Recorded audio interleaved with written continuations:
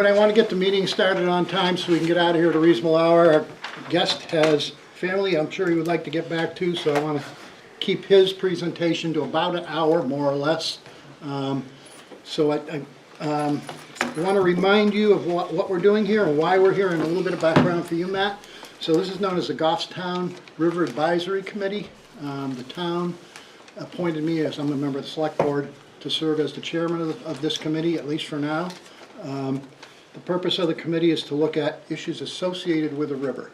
And this all came about because of DES and their dam removal project. We've got 3 dams in town. There's the Hadley Falls Dam, which is right in the middle of town. You may be familiar with it. That's where they hold the pumpkin regatta in the fall. That one is already scheduled to be removed. The FERC has already called their license in, and that dam will not be rebuilt. So we're not sure what DES is going to do it. They own the dam. Whether they'll remove all of it, part of it, who knows? But right now it's out to design to look at the various options for what to do with the Hadley Falls Dam. The second dam we have is Namaski down at, actually it straddles the Manchester-Goffstown line. And it's down right near the Manchester town line. That's a much bigger water body. Right now they're examining a couple of options for that. One of them being a possible fish ladder, the other being a trap and truck around the dam option, but they don't really know for sure. And anybody jump in, Andy, jump in if you know more than anything that I missed. So that's kind of the status on that one. And then the third one, of course, is the largest one right here in town that forms Glen Lake. That's a big one. That is economically viable. That one is producing energy and will for quite some time, I'm sure. So that dam, as they say, ain't going no place anytime soon. So that's what we're looking at, these 3. So we wanted to know and learn about dams, you know, how they came to be, their existence and all those sorts of things. So we started out by having Corey Clark from DES. He's the chief dam engineer. Yeah, I know Corey, yeah. Do you? Okay, he came and spoke to us for 2, maybe almost 2.5 hours, and he did a great job giving us a good working background of the dams, his bureau, how they operate dams, how they manage the dams, the status of each of the dams, and what the future is likely to hold for each of these dams. So that was good for what I call the hard aspect of it, the concrete, the engineering, the structural stuff. But the committee really wanted to know about the fisheries aspect of it. What happens when you remove a dam or modify a dam? How does that affect the fisheries? Because that's an important part of the river and the health of the river and the biology of the river. So that brings us to you. I said I'd put in a call and see if we could find somebody to come talk about fish, the softer side of dams. So without further, and thank you very much for coming, by the way. Why don't we introduce ourselves from Matt, and we'll just start. Sure. Hi, Andy Cataract, resident of Goffstown. I actually live on this upper part of the river above the Hadley Falls Dam. Okay.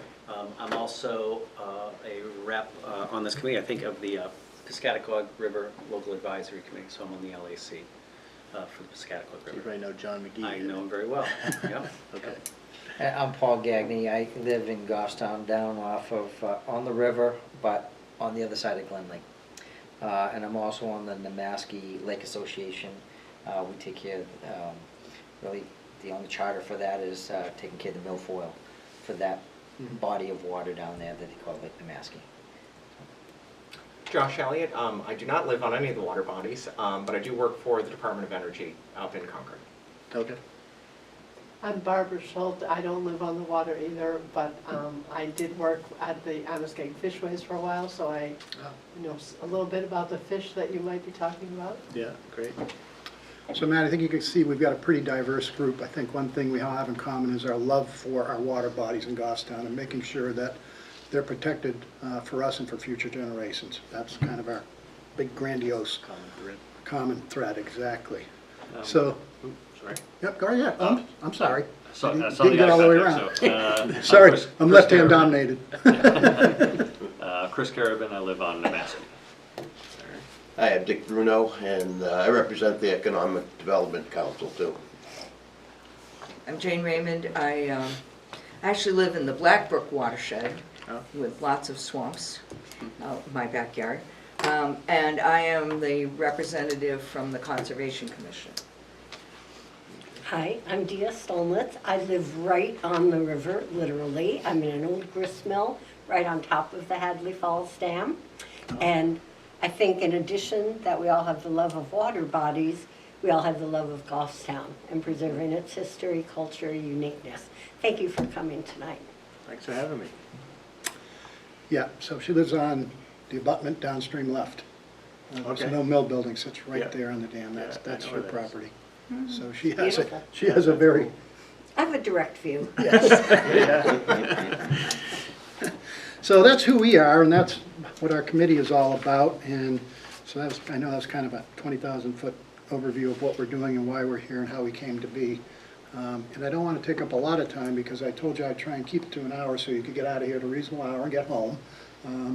So I want to turn it over to you, and you don't have to do anything formal. We thought maybe just a conversational kind of thing, Yeah, talk that's- about fish and that's raise our perfect, hands yeah. and chime in.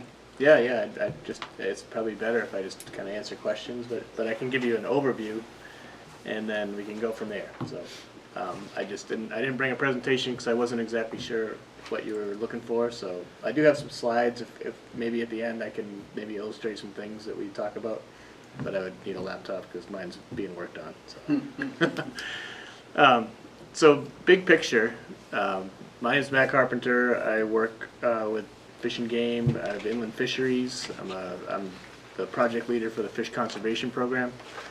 So that's any fish that has some sort of conservation concern.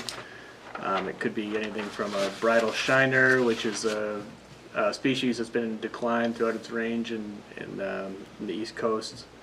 So something small, or most of the migratory fish, or sometimes we call them diadromous fish. So fish that migrate from the ocean into freshwater, or freshwater into the ocean, but the connection between freshwater and the ocean is the important thing. And there's about 5 species we work with that we call diadromous. The alewife and the blueback herring, we call them collectively river herring because they're very similar. American shad is a larger species in the herring family. American eel, sea lamprey, and previously we worked with Atlantic salmon, but that program, due to ocean survival issues, changes in temperature, changes in forage, really was not, it just wasn't producing the returns that we wanted to see. So in 2013, I think, was the end of the Atlantic salmon program for the Merrimack River watershed. So what we're talking about then are all the diadromous species that we have native here, except salmon right now. There's sturgeon in the lower Merrimack, but we don't expect they'll be up here anytime soon. So big picture, the way I look at this, there was the Industrial Revolution. A lot of dams were built in New England, and in the process they cut off the migratory route for all these fish, and they changed the rivers in terms of the whole ecosystem changed, because the productivity lost is really kind of hard to imagine. We're talking millions of fish moving upstream into the rivers, tributaries, lakes, and ponds, and they're spawning, and then those juveniles are by the billions migrating back out. And so we're talking about a food source for everything from striped bass to whales, seals, almost every predator species in the ocean, and then food sources for all the what we would call resident species here, pickerel, and now largemouth, smallmouth bass were introduced, but all the things that people like to fish for in freshwater. This was a huge source of nutrients and productivity, and once we cut off the migratory routes, those species really crashed, and they've declined ever since. And so what I would call the modern restoration effort is to try to restore some semblance of that abundance and that intact ecosystem. And I think realistically, you can't go back to that anymore. You can't put that back together, because you're not going to be able to. The rivers have changed so much in terms of the infrastructure involved. So, and not everyone agrees with this, but the way I look at it is we're trying to restore a functional ecosystem. We're trying to get back some semblance of what was there before and have it perform that same role. So feeding the striped bass, feeding all the inland fish, the birds and all the wildlife, even if it's not the same numbers, but something that can sustain itself. And that means working with modern infrastructure. What you have to kind of work with what we have. And I think there's a lot of people, we get very focused on were they here historically, and exactly how far did they make it upstream, and I think that's kind of hard to know, because the way rivers have been confined and changed.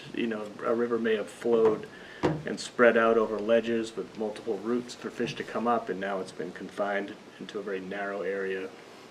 It's hard to tell with the blasting that's gone on with some dams how the river channels have changed.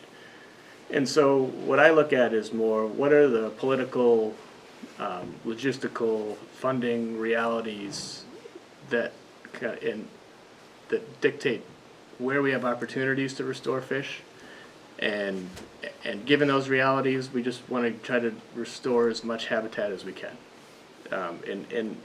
and be flexible about how you do it. That might mean a partial removal. It might mean building a fishway. It might mean, in some cases, trapping and trucking fish upstream, all to work towards the larger restoration of the Merrimack River watershed as a whole.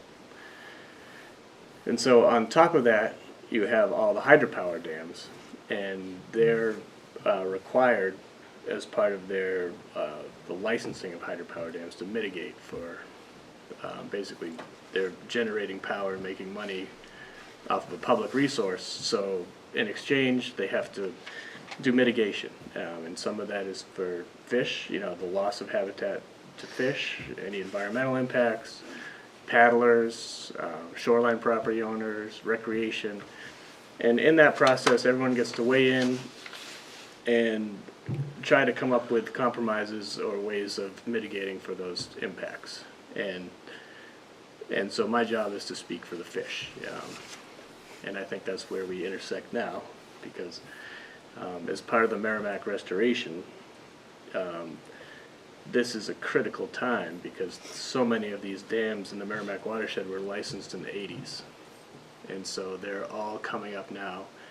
And this is our chance to kind of weigh in, and what the decisions made now will kind of dictate what the river and ecosystem is like over the next 40, 50 years.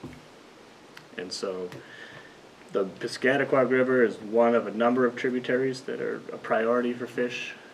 And I think, based on my experience, it's important to build in a lot of resiliency. So the more tributaries, the more restoration you do throughout the watershed, the more likely it is to succeed in the long term. Because if in one year there's a problem in one river, you have other rivers to offset that. So in general, it would be nice if you could do these things in order. It would be great if you could start in Lawrence, at the Lawrence Dam, fix that. Get fish up to the Lowell, fix that. Get fish up to Manchester and Piscataquag. And then you can say, look at all these fish here. This is an obvious, this is working, and now, it's obvious that this is the next step. But the FERC process doesn't allow that. The license comes up when it comes up. And so, in general, when a license comes up, we engage with the hydropower company. We make recommendations. And on the continuum of successful fish passage restoration, on one end, there's no substitute for dam removal, because dam removal means the river can fluctuate naturally. Fish can move when they want to move. They're not limited by some man-made infrastructure that they're not adapted to. So a dam removal has the best chance for success, but it's just not always the right fit, depending on what all the public, the interests of the stakeholders who live around the river, or the hydropower company in terms of their ability to afford it. they're all factors. But when we make our initial recommendations, our job is just to say, this is what we think would work. So if dam removal is not an option, the second best thing is a nature-like fishway, where you're basically building a river channel around a dam, or in some way reconstructing a natural river channel. So it's not ideal, but it's kind of the next best thing because there's natural substrate. Fish can move up the river in more of a natural environment. And the main issues are competing spill from a dam that might draw fish away. But if you can guide fish towards a nature-like fishway, they work pretty well. And sometimes you can recreate a whole river channel to make a nature-like fishway, and then they work really well. And then, so that's the next best thing. Then the next best option is what we would call a volitional fishway. So these are the various forms of, they call them technical fishways, so a fish ladder. And there's all different types of engineering constructions of these depending on the size of the river. And fish can basically often make their way up into a series of baffles or pools or weirs. And they're designed in a way they're called volitional because the fish can enter them when they want. They're not being controlled by a button or a lift sometimes. And the main issues are, again, competing attraction flow. If you have a dam here and your ladder's here, the fish might go over here. Entrances conditions and flow fields have to be carefully engineered and monitored to make sure there's not high velocity areas that restrict passage. But they can work pretty well if they're designed well. And fish passage engineers with National Marine Fisheries Service and U.S. Fish and Wildlife Service do a really good job at designing these. And so they'll often recommend a design, and then the company will say, okay, we can do that or we can't, or they say we can't afford that, but what about this? And so there's a lot of back and forth. And when I say back and forth, there's a team of people for the Fish and Wildlife Service, National Marine Fisheries Service, Mass Fish and Wildlife Service, Mass Marine, Fish and Game, Environmental Services, and we're called the Merrimack River Tech Committee, and we make recommendations related to diadromous fish restoration and passage. And there's a Merrimack River plan, and we're trying to implement the plan. And so we generally meet once a month, and we're in the process of negotiating with all these different hydropower owners and also working on other restoration in the watershed, sometimes aside from hydro. But hydropower relicensing right now dominates the conversation. And we're talking about upstream passage, downstream passage, because fish that can get killed getting sucked through turbines. So every project has its unique issues that we're dealing with and negotiating solutions to. So that brings us to Kelly's Falls, which you mentioned. They came up for relicensing. We made recommendations because the Piscataquag River is a high priority for fish passage because there's good habitat in Nemaski, there's good habitat above Glen Lake, there's good habitat throughout the whole river system, as there is in the Nashua River, the Sauhegan River, even Black Brook.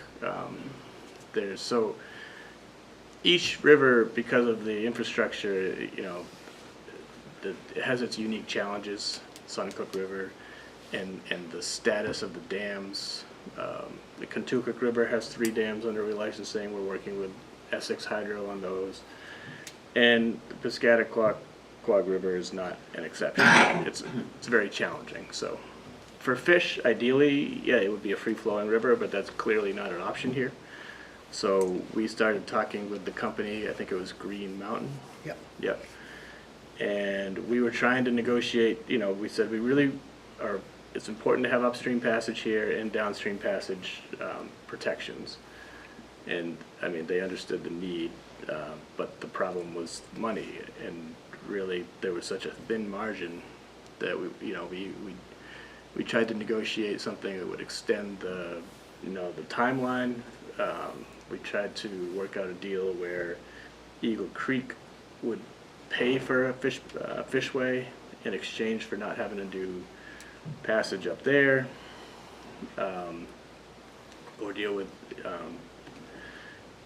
deal with any kinds of, basically they would build a fishway and truck the fish around their project. But because the margin was so thin, they decided it just wasn't worth it. And that's the first time that's actually happened that I've been involved in a project where they just said, you know, we can't afford anything. So it's not ideal for anybody, for fish, for people, for DES who owns the dam, because now they have to operate it. But there was just, that was probably the thinnest margin I've ever seen on a hydropower dam that was a really high priority for fish.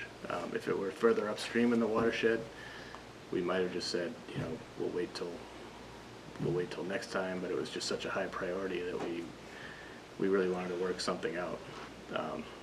So unfortunately, they surrendered, and now that means DES is in charge of operating the dam, and we are now left looking for funding sources for fishways outside of the FERC process.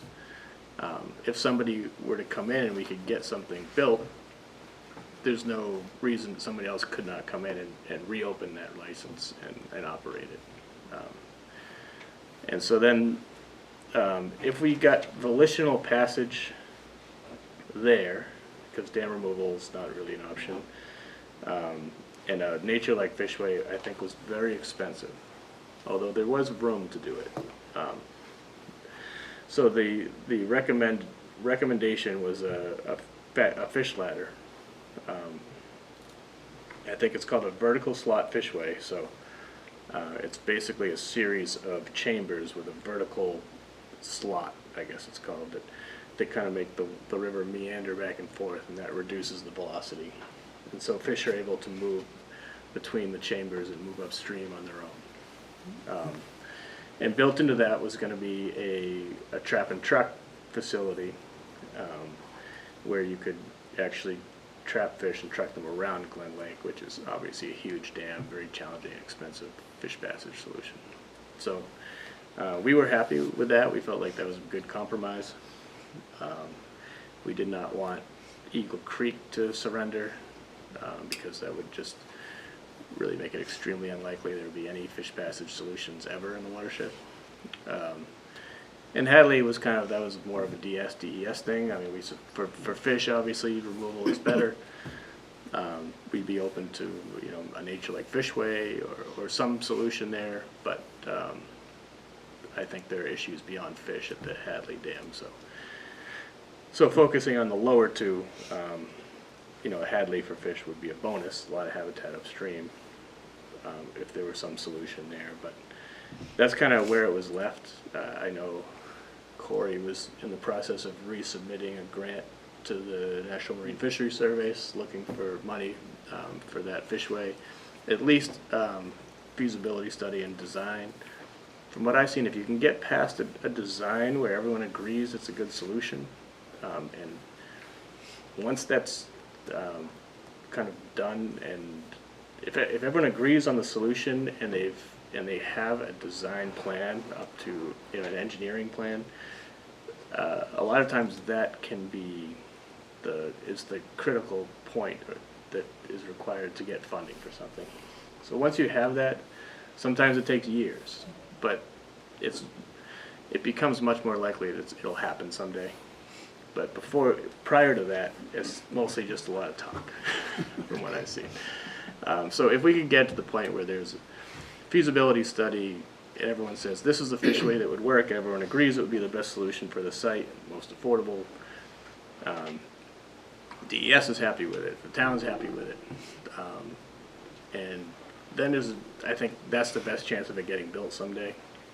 But at this point, the funding is beyond my control, or anyone's ability to foresee. And if that did happen, the chances that someone might come back and operate that as a hydro would increase significantly, which I think DES would ultimately prefer an operator there so they don't have to maintain it themselves. And Eagle Creek, I don't know what their plans are for the future, but like you said, it's a profitable dam, so I imagine they're planning to keep it as long as possible. So right now, who are the stakeholders that have to all agree? The state, And the fisheries? Well, I think we actually are in agreement on the type of fishway that fits for this site, based on constraints like the access, the amount of space, the cost. And so I think everyone's pretty much in agreement. What has to happen is it has to get funded. Like, that's the challenge. Once you're outside the FERC system, it's no longer on the operator, the owner, the leasee, the hydro company to do that. Because at that point, it's not the best system. It's a compliance system. Like, the price of operating and making money, making electricity and profiting from it is that you have to mitigate. You have to pay to, provide access to fish. You have to make sure you mitigate and provide something for paddlers, people recreating. There's the negotiation, the price of doing business on the water and making electricity is that. And so companies negotiate the best deal that they can get, but ultimately they pay for it. Once you're outside of the FERC system, it's right now there's very little funding mechanisms outside of the federal government to pay for that scale, because they're very expensive. And so small hydro companies it's challenging to operate when you have So thin Matt, margins. I don't want to interrupt if you're on a roll, but do you want to have it jump in if we got questions? Yeah, jump right in. Okay, so the diatomous fish species, is there any commercial value to those in this watershed, or are we talking primarily about recreational value? Is it only recreational now? I mean, is anything harvested commercially? It would depend on the scale. I think in Maine there is commercial harvest for bait, and No, I was thinking the Piscataqua yeah. watershed. I mean, that my vision for this would be that, we would have a run that measured in the millions. That it would be a low million. This was all modeled after the Kennebec River restoration, and what they successfully did, although they removed the Edwards Dam in Augusta, which was a big help. But they did a lot of stocking in habitat upstream prior to negotiating, as they were negotiating with the hydros in the watershed.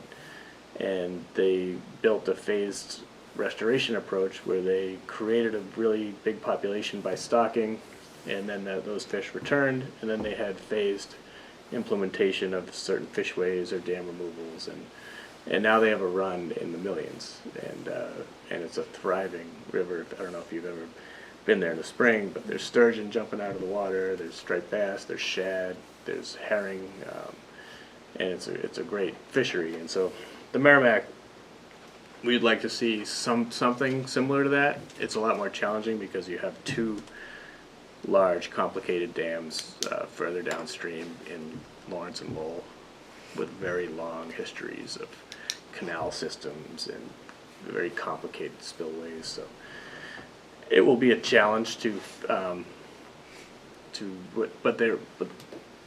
but most importantly though, they're currently under relicensing, and we're working with them right now. So if we can solve the problems at those dams, then the chances of getting hundreds of thousands and hopefully millions of fish up to Manchester go way up. And so that's the goal. And if that's the case, then I would love to get to a point where we're opening up some limited harvest, for lobster bait and things like that. But as of right now, it's primarily recreational ecosystem restoration. So the species that the stocking is targeting, and what species are they targeting? I would assume like American eel and shad, is that That's primarily river herring. river herring? They respond really well to just accessing new habitat. So what we found, a good example is Botanical Pond in the Nashua River watershed. We started stocking, I think, 2012, and then I think in 2020, because there's two fishways already on the Nashua River. I think it's the only tributary that actually has fishways currently. And we started, we found proof that they actually made it back into the pond on their own after we stocked the pond. And that's something that's played out in Maine quite a bit. And then we found out that there has to be a certain amount of water going over the small dam for them to actually access that pond, and that is unique to 2020. So in most years, they get stuck below the pond, but they've consistently made it back to the pond, so it was a sign that stocking returned a run to that watershed, the Nissitissit River. And were they coming up from the ocean? Yeah. Yeah, so river herring live in the ocean for about 4 or 5 years before they come back, or 3 to 5. So they live out in the ocean where they feed and grow to about 10 to, maybe 14 inches in length. And once they're mature, they migrate back up to the watershed where they were born. And they try to get to the spawning habitat where they were born. Not as close as a salmon, who's really trying to get right to the same spot, but that's what they're shooting for. And so once they do, they spawn, produce millions of juveniles, which are they get about this big, 4 or 5 inches, and by July and right all the way into November, it was a big peak in July typically, but mostly in the fall, they're all migrating downstream.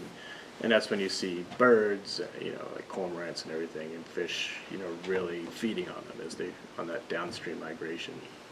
So once they make it back out to the ocean, 4 years later, you expect a big return of fish coming back up the river. And we saw that when we started increasing our stocking efforts, similar to what they did in the Kennebec River. In Winnisquam, we would stock it with up to 24,000 adults.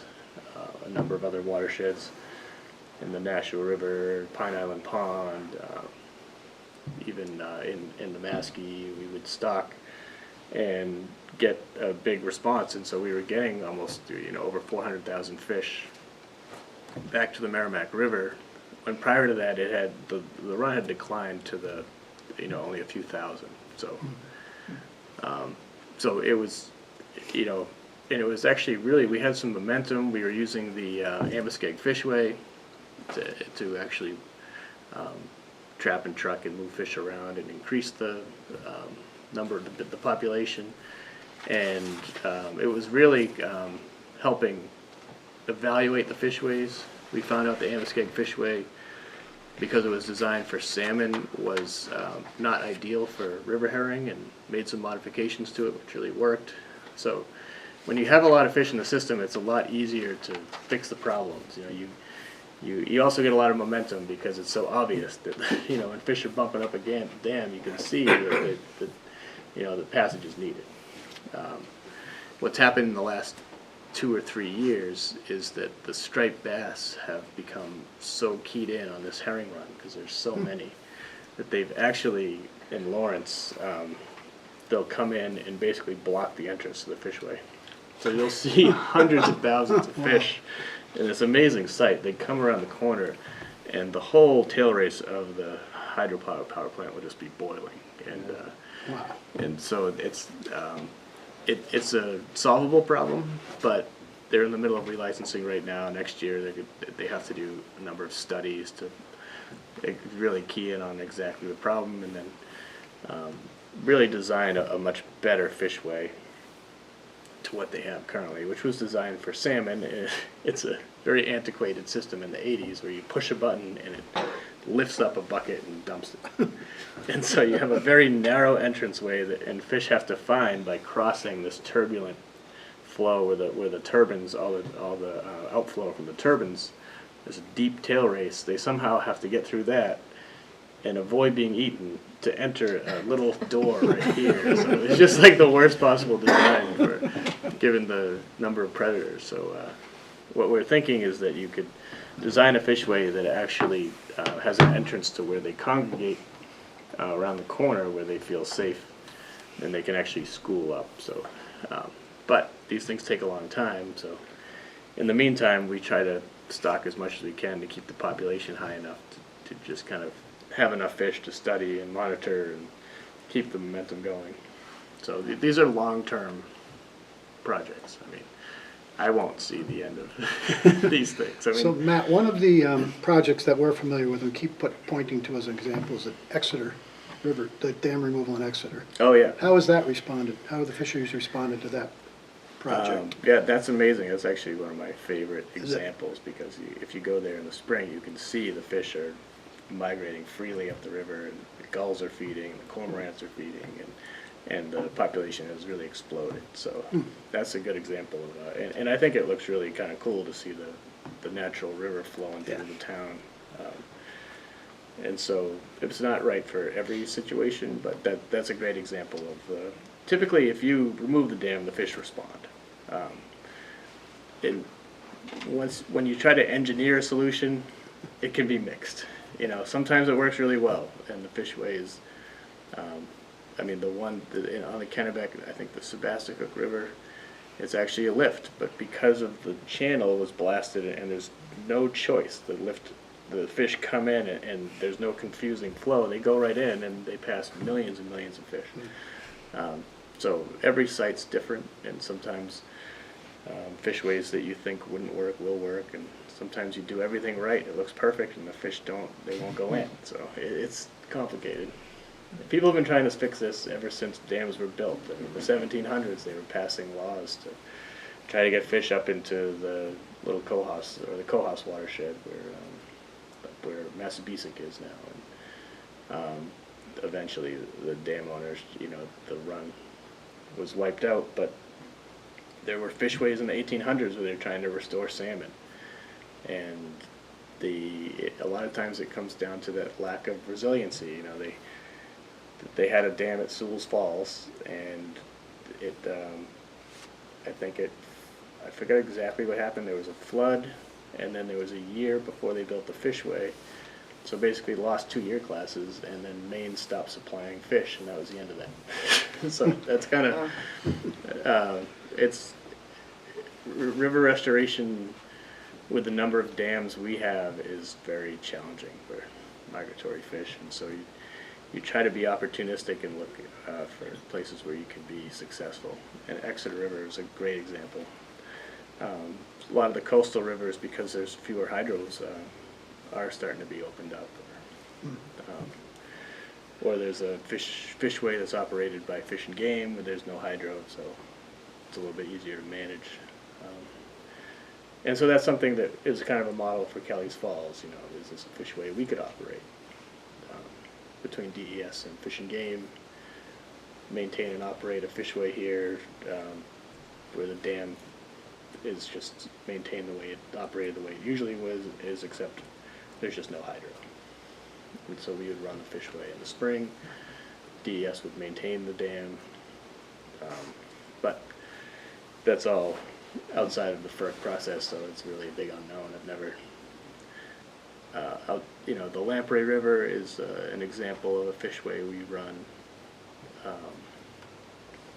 Cachico Falls, we actually run that fishway even though there's a hydropower owner there, so there's an agreement.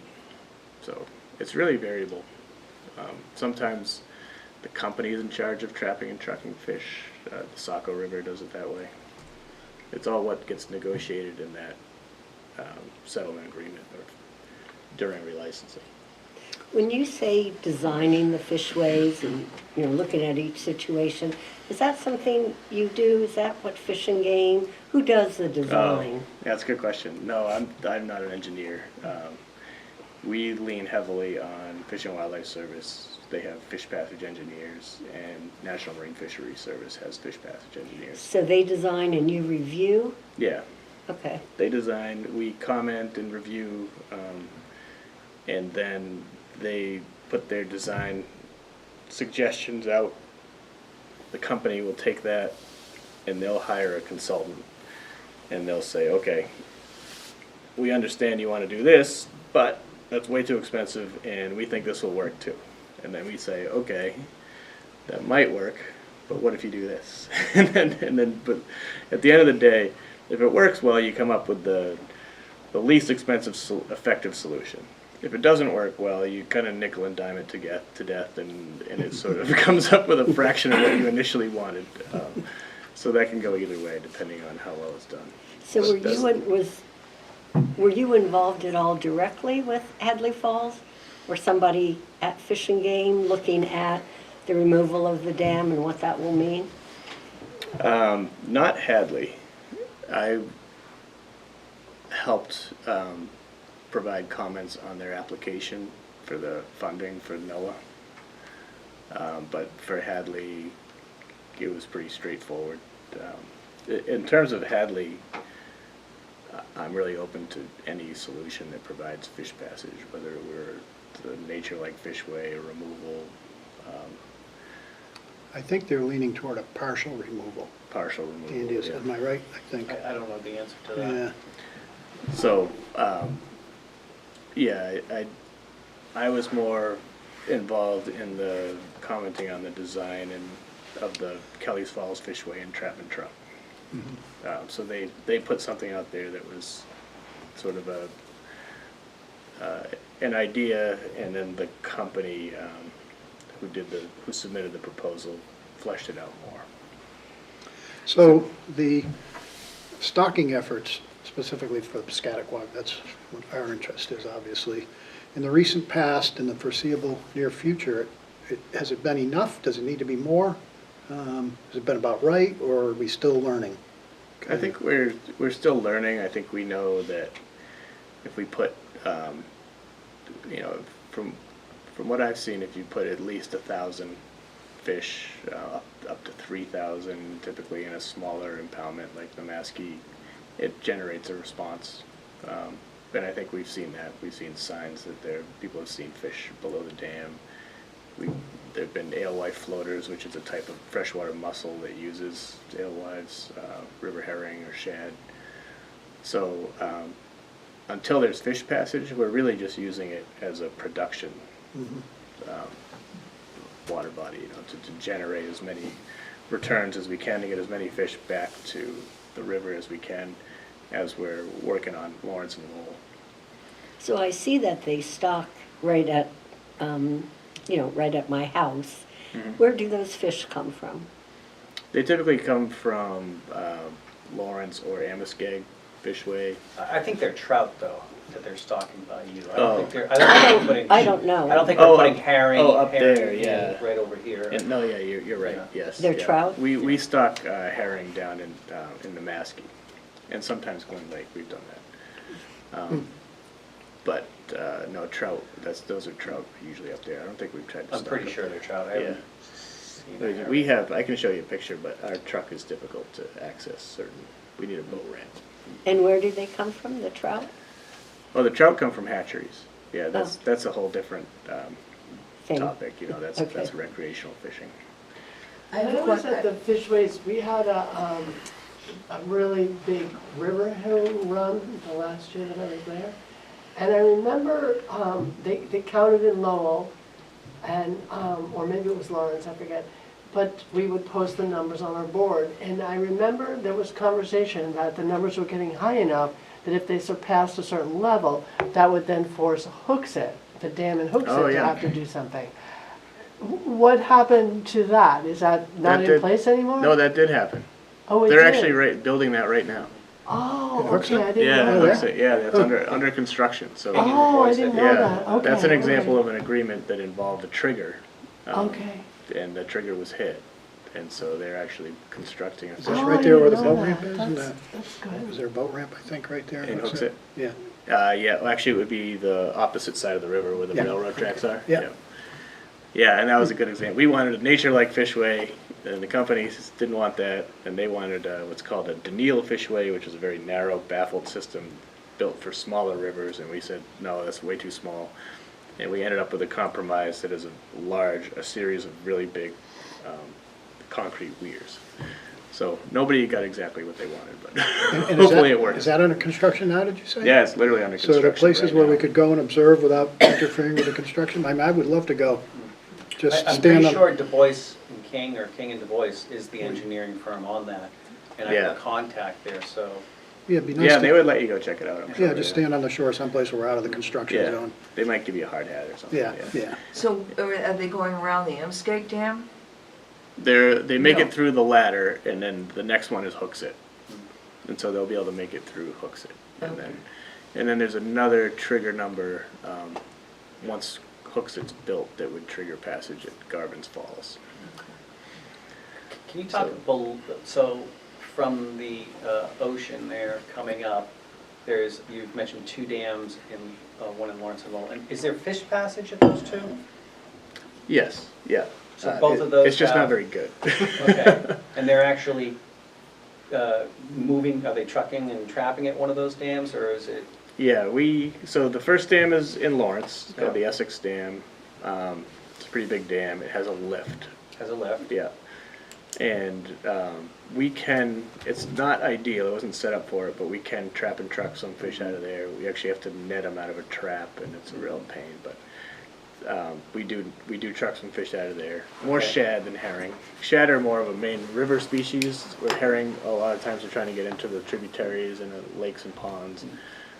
Shad are a main stem river spawner, so the issue with shad has been, in this river, has been Lowell. Lowell's been very bad. So that's the next dam? That's the next dam up. So at that first dam in Lawrence, like, what are the numbers of fish that you are seeing migrating through there? So it's varied, but at best, river herring was up to around 400,000, I think, maybe 2008. I don't remember the numbers, Yeah. I just remember it was a good year. It was, yeah, Yeah. that was rare, though. Historically, there was some big peaks back in the late 80s, based probably on some stocking that was done then.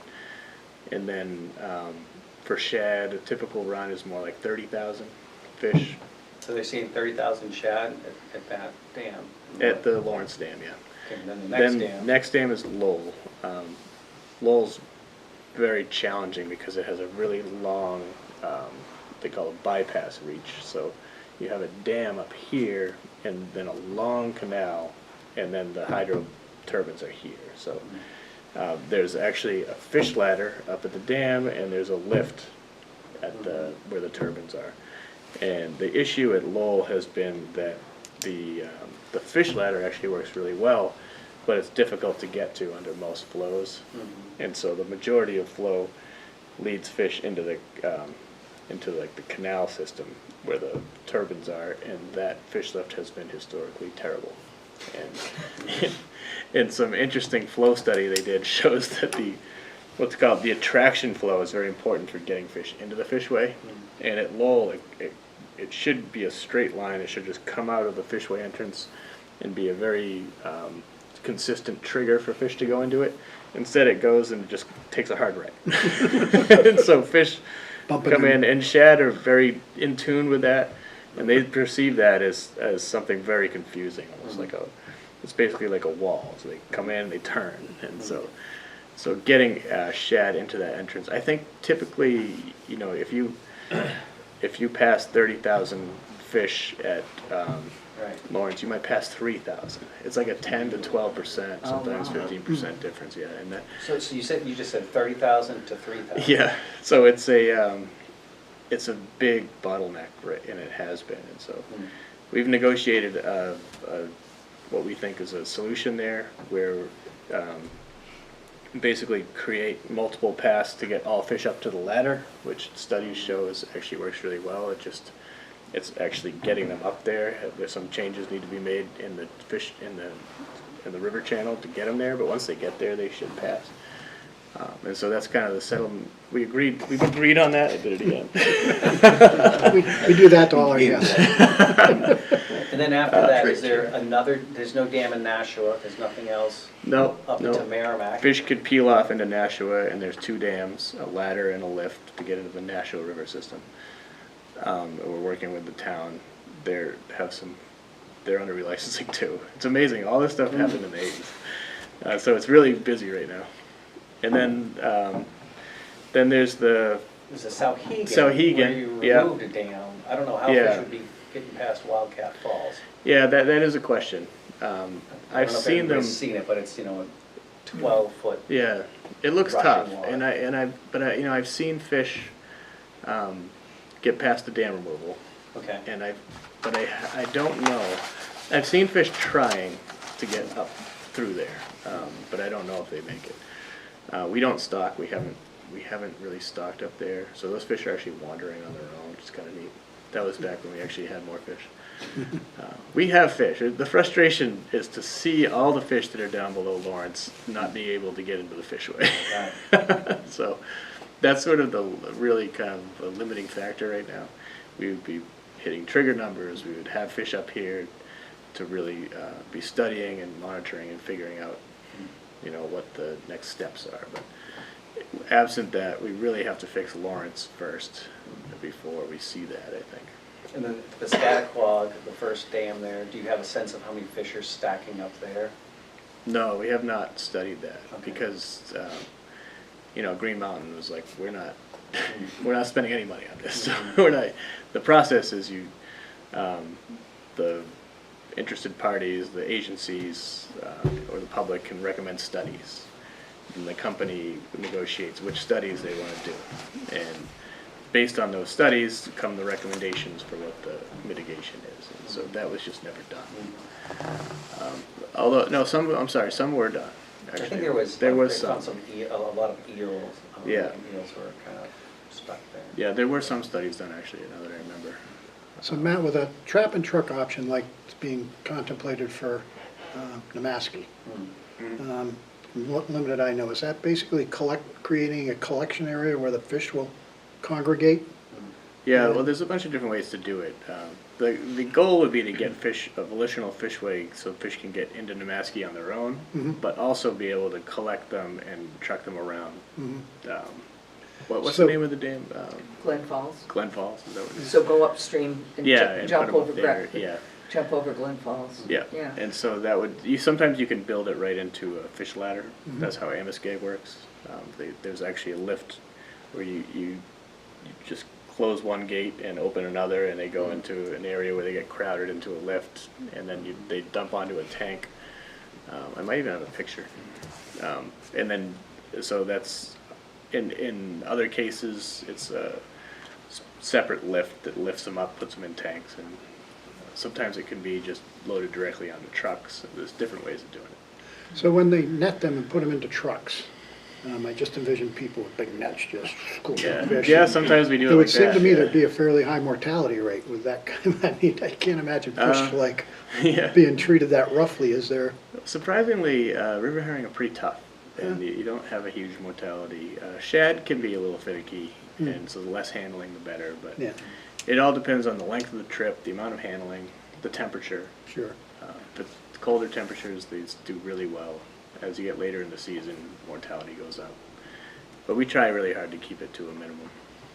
Every once in a while, things go wrong. But Can you talk briefly about the American eel? Because I always found that very interesting. It's sort of opposite, where they spawn in the Saguaro Sea. Am I saying that right? Sargasso, yes. Sargasso Yeah, the Sea. eel is the, I haven't even talked about the eel, but that is And- kind of the outlier. And they actually, there was a board at Amoskeag because was it the juveniles? They would go up a board and drop Yeah. into a bucket? Yeah, And they're- somebody would manually carry the bucket around?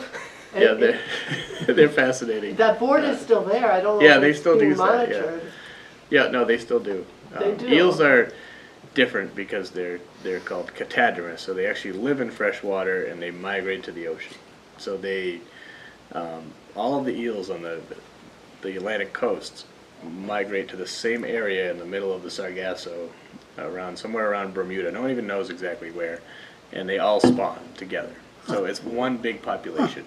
Wow. And then once all the juveniles, the larvae migrate on ocean currents back to the rivers, and they work their way back up fresh water, and they're following scents of other eels and just working their way up in, as far as they can go. And the further up they go and the less dense the population and the bigger they get, they'll become female. If they remain in the lower rivers and estuaries, they stay male. It seems to be a density thing. So the smaller ones will be male. Females get large and have tons of eggs. And the challenge with hydros, they can actually climb up a wetted surface. So it's a lot easier to provide fish passage. And a lot of them do climb up Kelly's Falls. They are barriers, but it's not a complete barrier. Like there's no shad that's going to get up above Kelly's Falls without help. But some eels will climb almost any wetted surface. So the challenge with eels is more providing them climbing substrates. It's a lot less expensive. Sighting it properly so the eels find it, the water, And then once you get them upstream, the key is to make sure they get downstream alive. So eels do not do well going into turbines. They get chopped up. So the solution is 3/4 inch racks will prevent them, because they're big. By the time they're going downstream, they can be 2 to 4 feet long. A silver eel migrating is a big fish. So if you keep them out of the turbines, that's the best thing you can do. And now there's some newly designed turbines that are called fish friendly that are being tested. There's some interest in installing those in the Merrimack, some of the dams, that are actually designed to with a more rounded blade, and the way they spin, they actually kind of move the fish through without injury. So that could be a kind of a game changer. I have a question.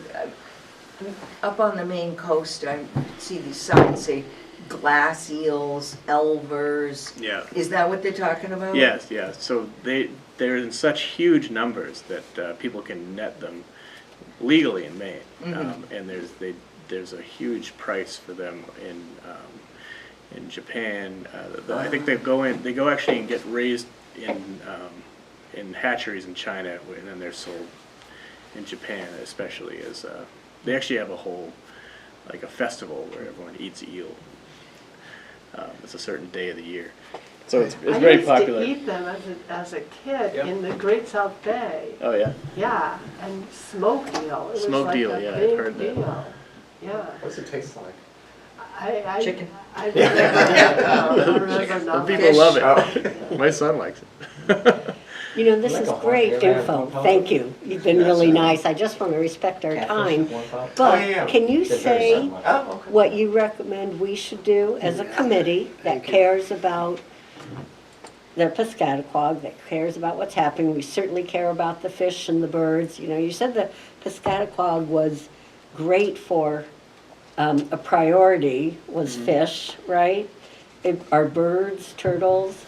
But back to really the more important question, is there something else we should know about, research, invite to speak with us, just to help us in our efforts? Oh, good question. You're reading my mind. That's going to be my question. What can we do to help? I mean, what actions can we take? How can we use our collective efforts to lobby? Yeah. Right. Or who else? Maybe we should. Or you could keep us in mind. Endorse grant funding. Yeah. Yeah, I mean, that's the main limiting factor right now. I think coming up with the stages for this to work. I think the first stage is some sort of feasibility study that leads to a design that somebody could actually, a consultant could come in and bid on and say, yes, we could do this.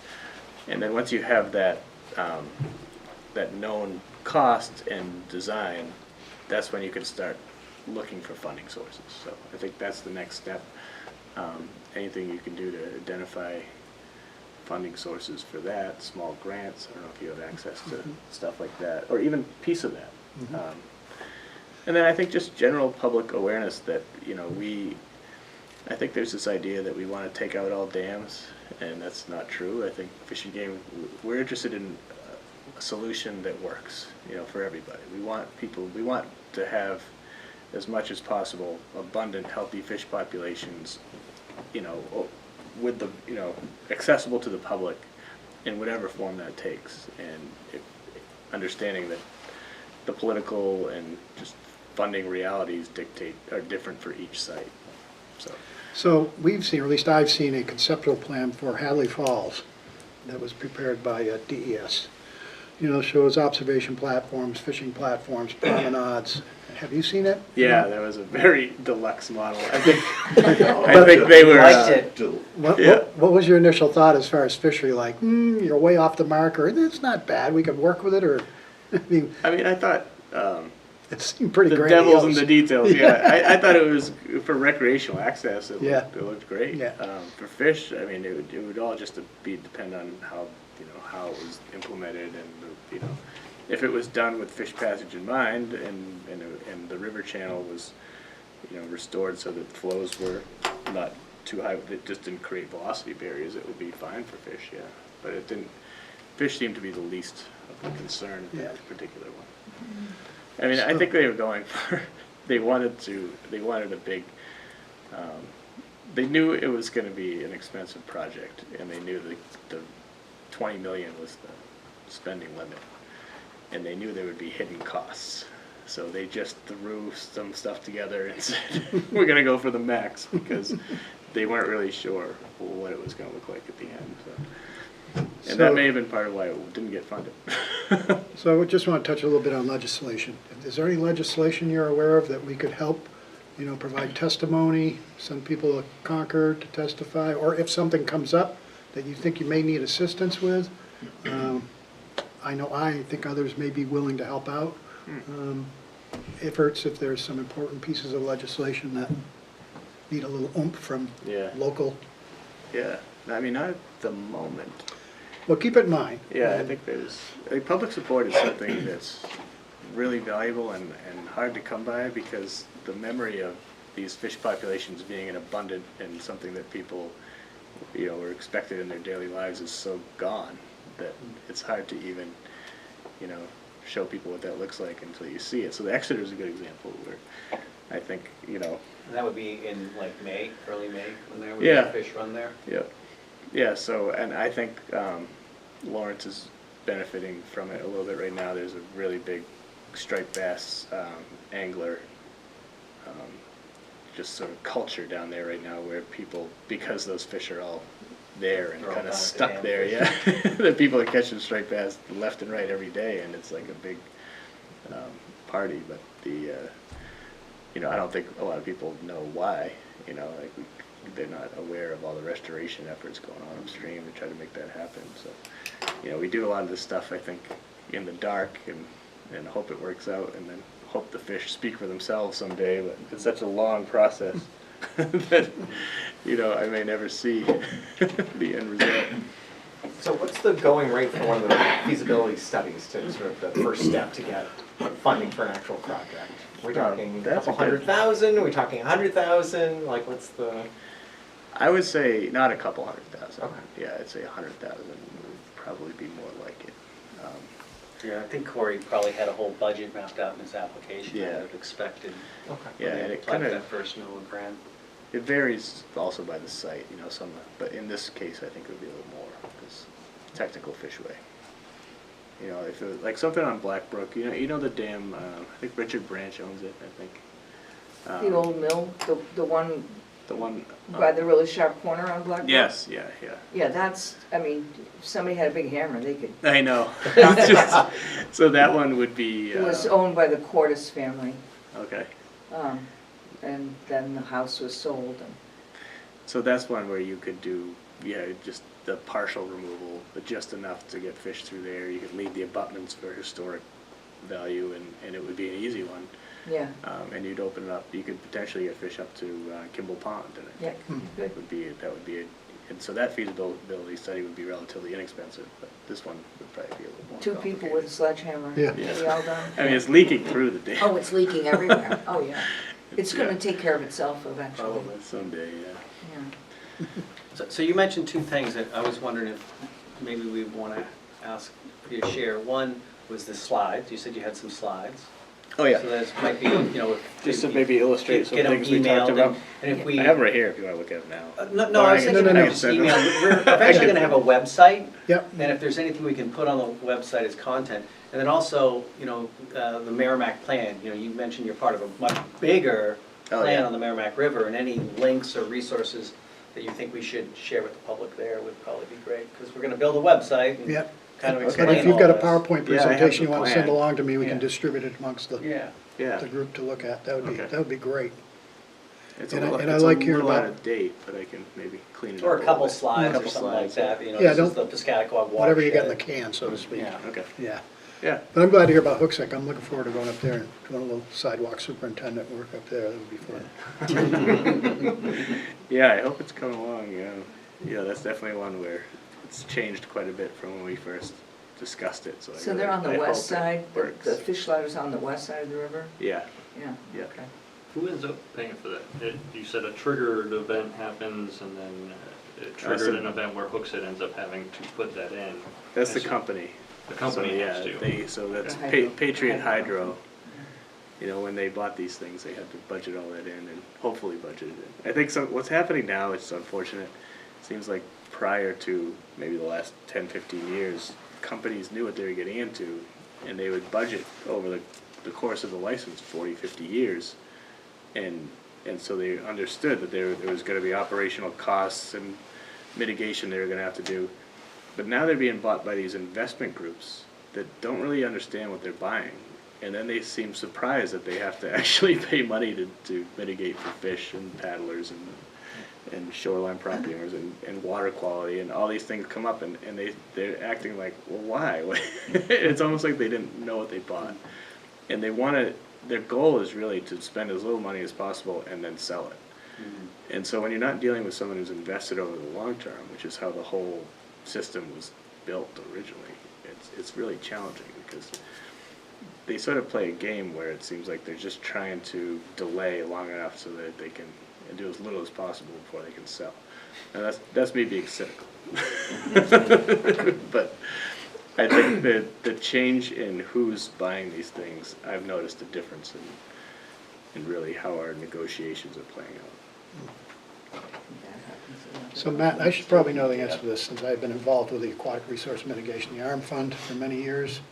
Have you ever tapped into that funding source for these types of efforts, or is that too far down on the list for them, or don't you get involved with that? I think that would be a good one for like a Black Brook. Yeah. That'd be perfect.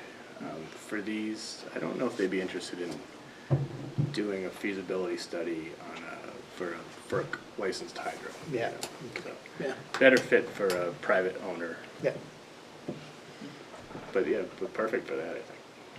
So I want to be cognizant of Matt's time, but I don't want to discourage anybody. This side hasn't had a lot of opportunity to input. I've been talking way too much, but I want to Well, I do have a question, but it almost seems like it's a question that isn't going to be brought up, and it's about the salmon.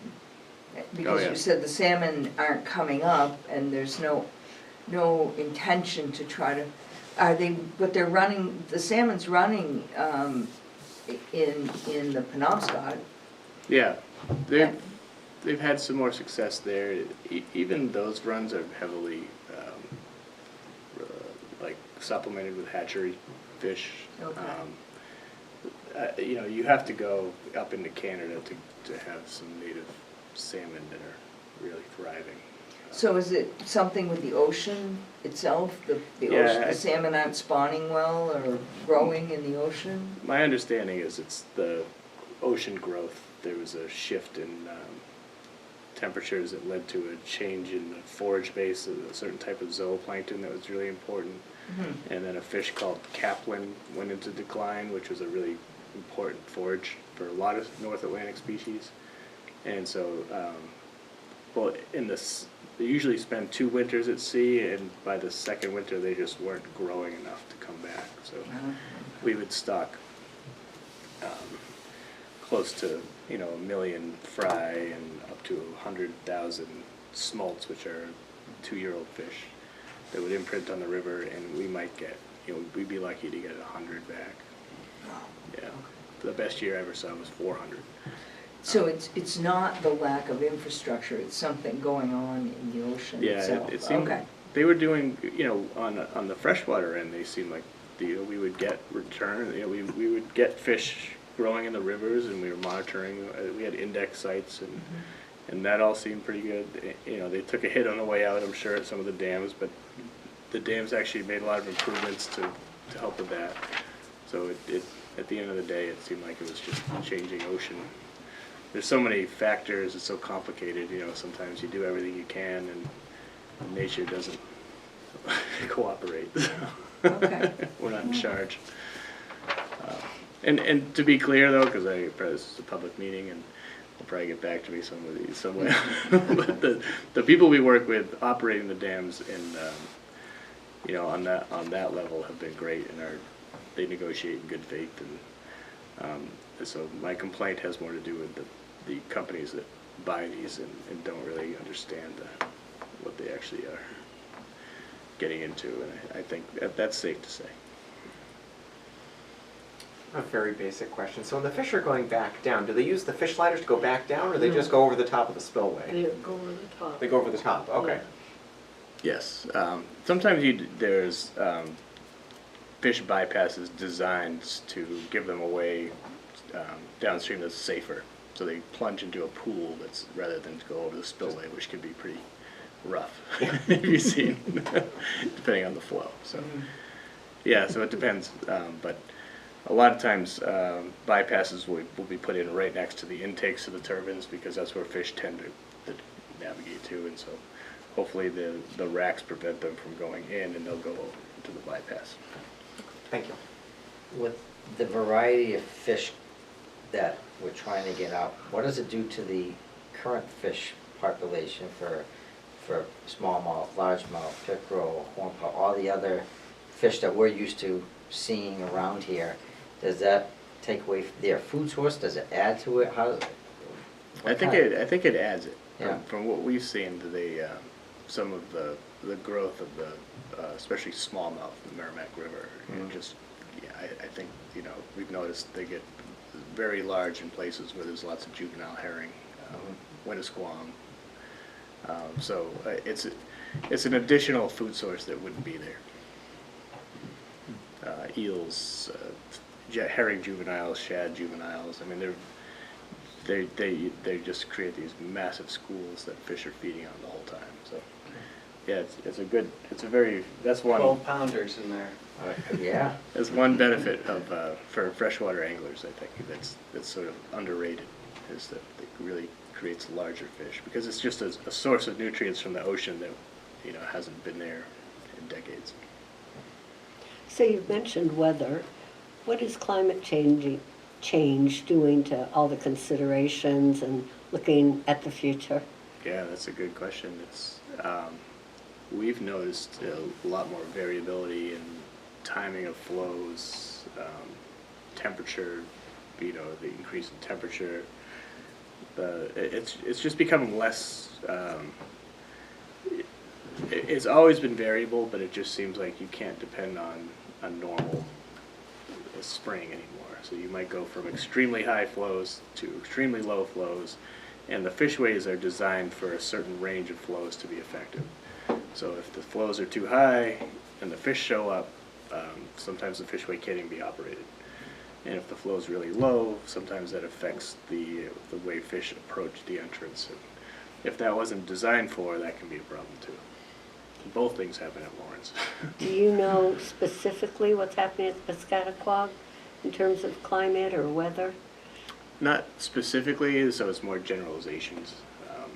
But I think we are that snowpack, that consistent snow melt that we would get, that would have a consistent kind of cold spring flow. That seems to be happening earlier.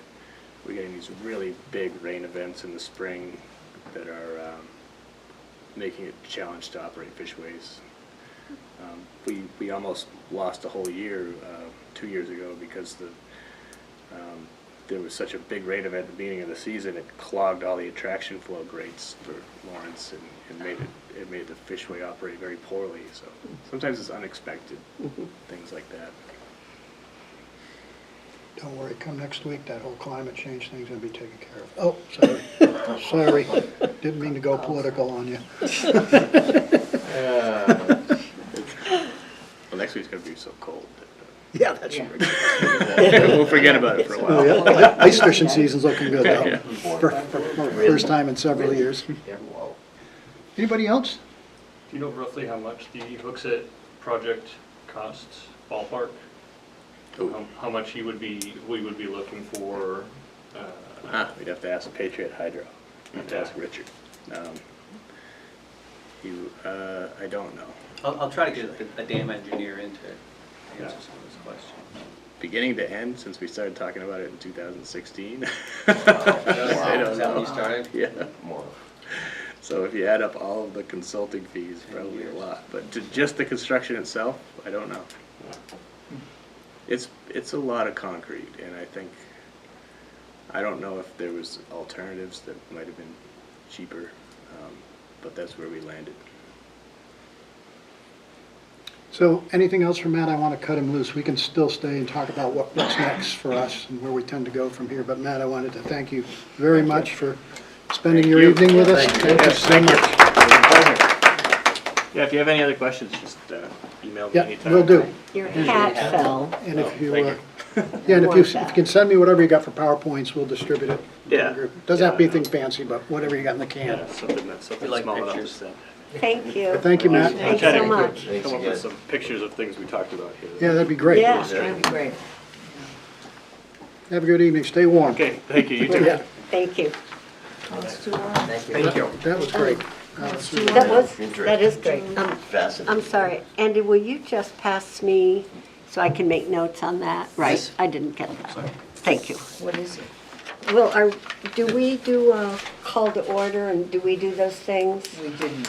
We didn't. Yeah, Call us yeah, did start the meeting sure I at did. Do we do Yeah, that? Started at 6 promptly. Started at 6, but we Oh, haven't we didn't do approved- approval minutes We didn't yet. approve the minutes. Right, yeah, So we didn't do no, that. we were respecting So- him totally. So I need a motion to approve the minutes of December 18th, 24.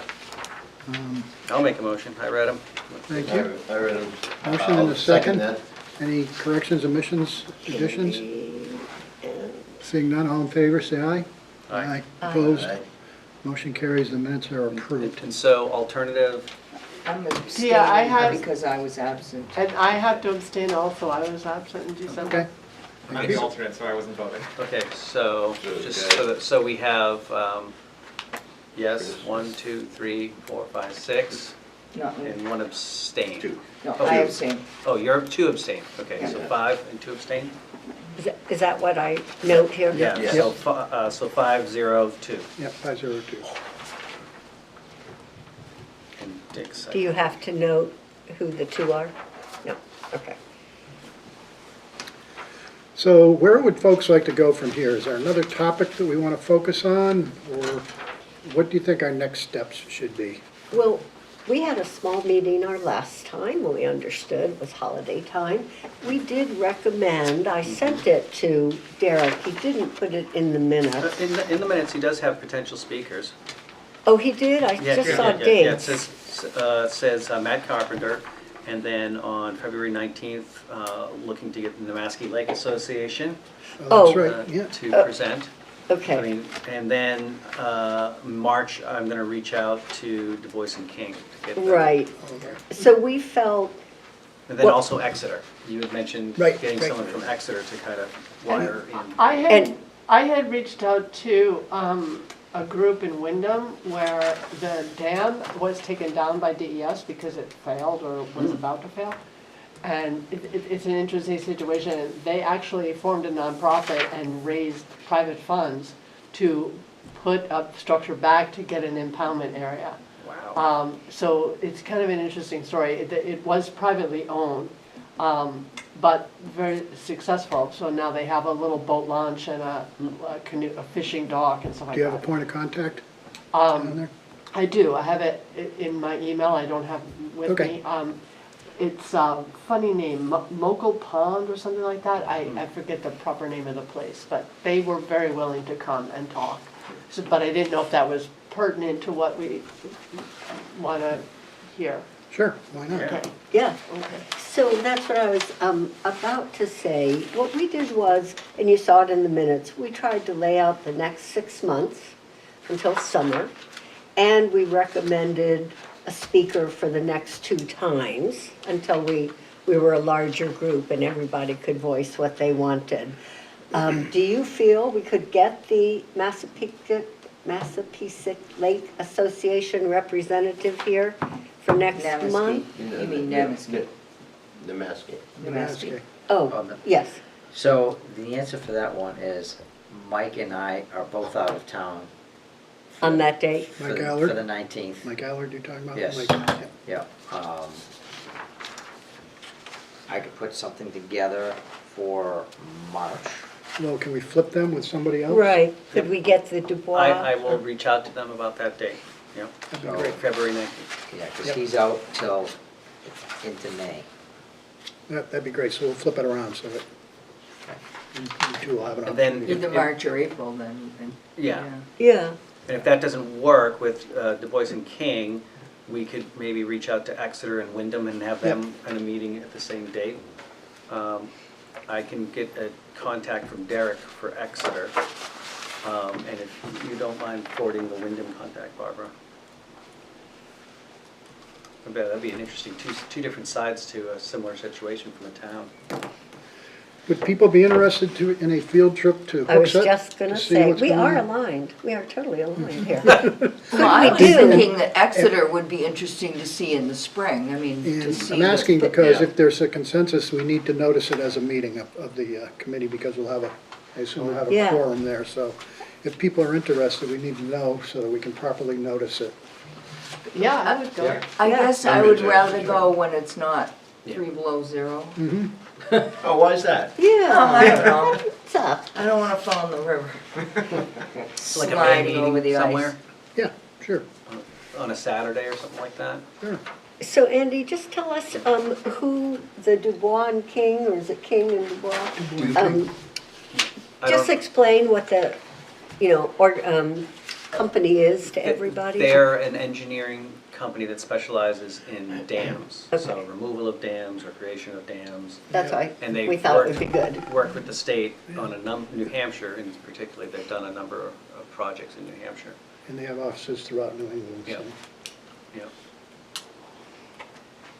What's the status of the grant that Corey was working on? Is there, I that- haven't heard, Do you I know know there was anything more? a new NOAA grant came out, Mhm. and I would think the deadline was to, I can Google it, but I assume he applied, but Okay. then you gotta wait all right, until you haven't heard June. anything?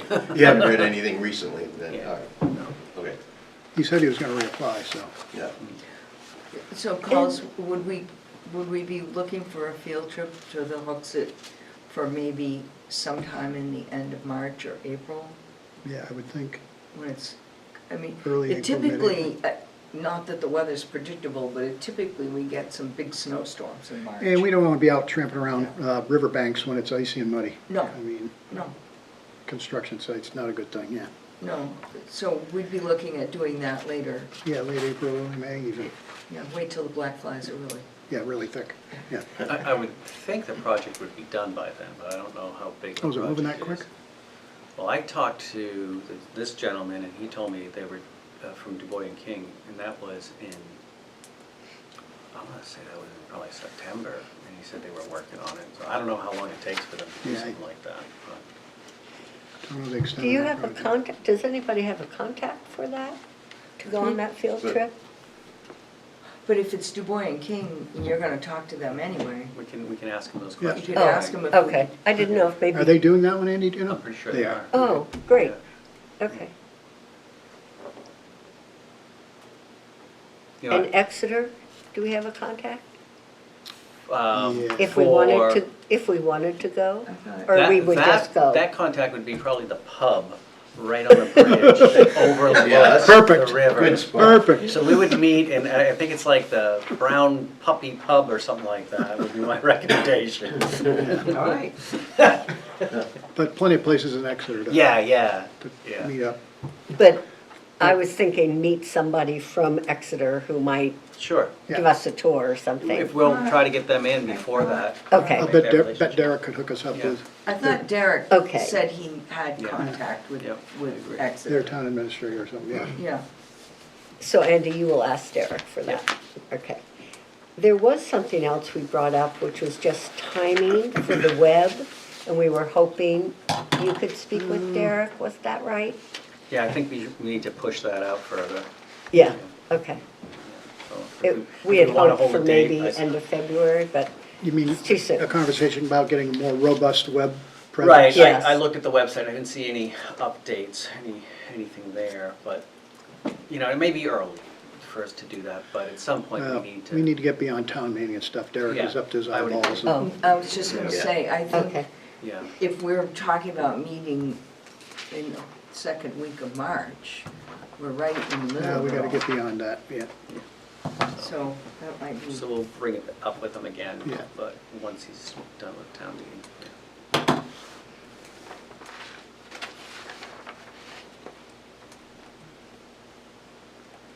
What else is on folks' minds? Any other thoughts? we go from here? I think we've got a pretty good map for at least the 3, 4, 5, even 5 months out with some good suggestions and opportunities to gain additional knowledge. And I think we're still in that knowledge gathering phase of what we're doing. I thought this was very interesting. I thought it was Yeah. too. Personally, I Yeah. thought it was, Fascinating. you know, to hear from the expert, like, okay, what is the reality? And what are they, you know, I understood what they're trying to do, but it would be, I'm thinking the opportunity, it would be phenomenal if 1 million fish were swimming up the river.